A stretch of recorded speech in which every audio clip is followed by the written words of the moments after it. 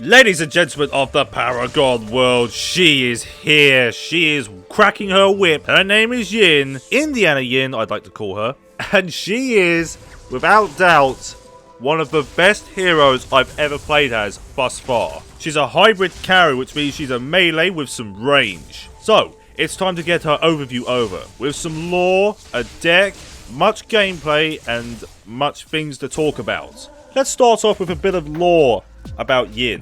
Yin didn't exactly grow up in the best place. She grew up in Shang-di. This is where she met Aurora. They became very good friends with each other, and they ended up joining a gang, stealing various artifacts. In the case of Yin, it's the whip.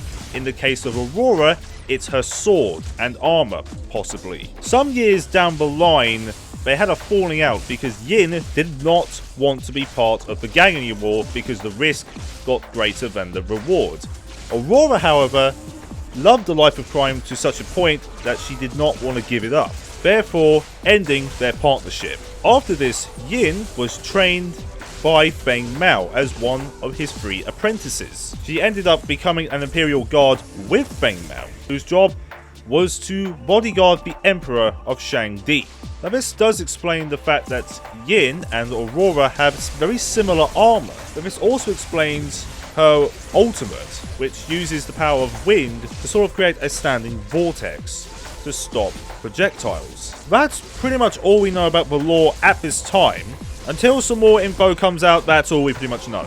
Well, I know at least. On to her skins. You can see this is her default skin, but you can also have her in white as well as pink for some reason. Then you've got Challenger Yin, who has blue armor, and here's Wind Gauntlet Yin. She also has some skin variations, which you can have her in yellow, and well, Amber Wind as it calls it, and then Purple Wind. Looks like she belongs in Mortal Kombat at this point. And here's her master skin in the very usual red and flame skin style. And this is her emote from one you unlock, known as Let's Play, which you saw in the trailer at the end. Onto her deck, which I'd like to call Indiana Yin. So, for the consumables first, at the start of the game, I have 2 cast tokens and a strike token. Gives her some extra power when needed. For the starter cards, after the consumables that have been added, I use a flash fire piston with 3 minor kinetics, a madstone gem with 3 minor strikes or whatever the hell 6-point cards you can have, and Brand of the Iron Eater.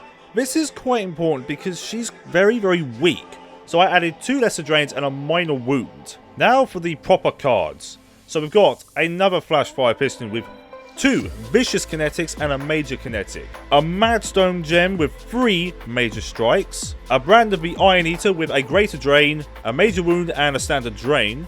That will definitely help later on. A Brawler's Ward with 2 casts and a minor strike because, you know, hashtag wards save bloody lives. And for the end game card, I have a Blade of Agora with 3 minor strikes. With this deck, you will dominate. She is insanely powerful as a carry.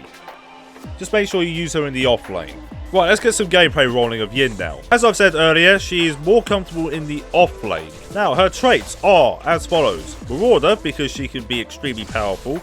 Attacker, because she can actually start an attack so much faster than you might think. She's an assassin because her whip can be used to catch up with people. And it's the same with elusive. But I feel she should be a guardian as well because, well, I'll explain it a bit. So here we go. Let's start with her abilities, shall we? Backlash can reverse an enemy projectile back into the enemy. Now, timing is pretty much key, so if you use this too early, you're either going to get stunned or killed. Lash Kick is both her escape and her assassination attempt. So you can actually whip to an enemy, to a minion, or to a teammate. If you're going to use this ability, use it as an escape primarily. See someone higher up than you slightly? Use it to get the hell away from the fight. Now this can deal a little bit of damage, so use it whenever you can. Windburn is quite a powerhouse of an ability. This will give you an extended range, but it will also deal 100% cleave damage. This means your whip can go through enemies and minions. With this you can clear away minions quite quickly. And her ultimate, Quelling Gale. This will slow down enemy projectiles to a crawl, but this will also slow down enemies as well. You couple this with Backlash and you've got quite a combo. Again, timing is very critical with Quelling Gale, and if you don't have your backlash available, just get the hell out of there. A couple of tips with fighting her.